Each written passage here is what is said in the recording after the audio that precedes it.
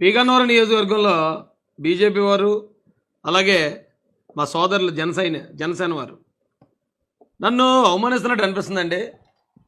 అక్కడి నుంచి వచ్చిన ఫోన్లకి నేను సమాధానాలు చెప్పలేకపోతున్నాను, తలనొప్పి వచ్చేస్తుంది నాకు. ఇప్పుడు బీజేపీ, టీడీపీ, జనసేన 3 పొత్తులో ఉన్నాం. అక్కడ ఐవీఆర్ఎస్ కాల్స్ వెళ్తున్నాయట.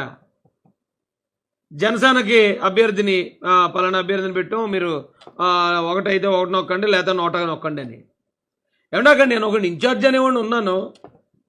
నన్ను పెట్టిన చంద్రబాబు నాయుడు గారు, బాబు రాయేష్ ఇగో వేరే కారణాలతో మేము ఇలా చేస్తున్నాం, సరేనా నీకు వేరేది మేము ఏర్పాటు చేస్తాం, లేకపోతే నువ్వు పక్కన నీకేం పదవులు అవసరం లేదు కదా, నువ్వు ఎప్పుడు నన్ను పదవులు అడగలేదు కదా, ఇగో నేను తీసేస్తున్నాను అనేదాకా ఉండండి సార్.